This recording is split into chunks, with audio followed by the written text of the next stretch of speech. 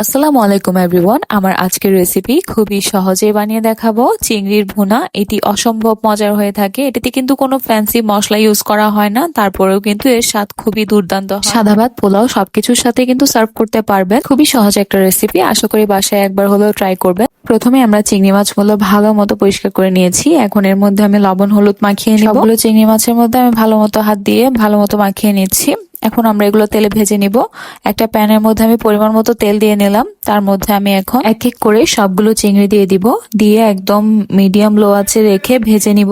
কালারটা একটু চেঞ্জ হয়ে আসলে কিন্তু উল্টা পাল্টে উঠিয়ে নিতে হবে। বেশি ভাজলে কিন্তু চিংড়িটা একদম রাবারি টাইপের হয়ে যাবে, খেতেও ভালো লাগবে না। মাছগুলো আমি উঠিয়ে নিলাম। সেম তেলের মধ্যে দিয়ে দিলাম আমি 1 কাপ পরিমাণ পেঁয়াজ বাটা। পেঁয়াজ বাটাটা দিয়ে ভালো মতো আবারও ভেজে নিব।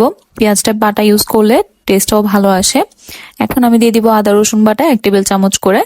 দিয়ে আবারও সবকিছু তেলের সাথে ভালো মতো ভেজে নিতে হবে, যাতে কোনো রকম স্মেল না থাকে। এখন আমরা স্পাইসেস গুলো অ্যাড করে দিচ্ছি। দিয়ে দিলাম 1 চা চামচ জিরার গুঁড়া, 1 চা চামচ ধনিয়ার গুঁড়া, 1 চা চামচ হলুদের গুঁড়া, 1 চা চামচ লাল মরিচের গুঁড়া, লবণ দিয়ে দিলাম স্বাদ মতো। দিয়ে আবারও সবকিছু মশলা ভালো মতো তেলের সাথে ভেজে নিতে হবে। অল্প একটু পানি অ্যাড করে দিব।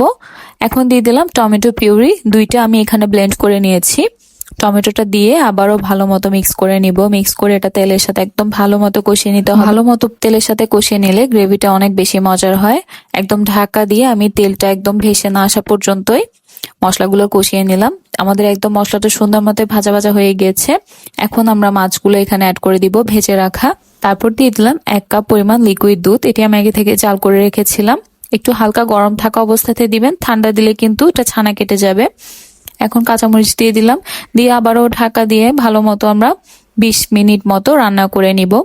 যদি এ পর্যায়ে আপনারা ঝোলটা রাখতে চান তাহলে রাখবেন। আমি আরেকটু গ্রেভিটা ঠিক করতে চাচ্ছি, তার কারণে আমি আরেকটু জাল করে নিব ঢাকা দিয়ে। যখন দেখবেন একদম ঝোলটা মাখা মাখা হয়ে আসবে, এই পর্যায়ে আমরা নামিয়ে নিব। আমাদের চিংড়ি মাছ কিন্তু রান্নার শেষ।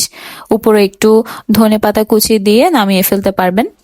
অনেক বেশি মজার হয়ে থাকে এটি, বাসায় একবার হলেও ট্রাই করবেন। আমার রেসিপিটা যদি ভালো লাগে চ্যানেলটা সাবস্ক্রাইব করবেন, ভিডিওটিতে একটি লাইক দিবেন আর ভিডিওটা শেয়ার করে দিবেন। আল্লাহ হাফেজ।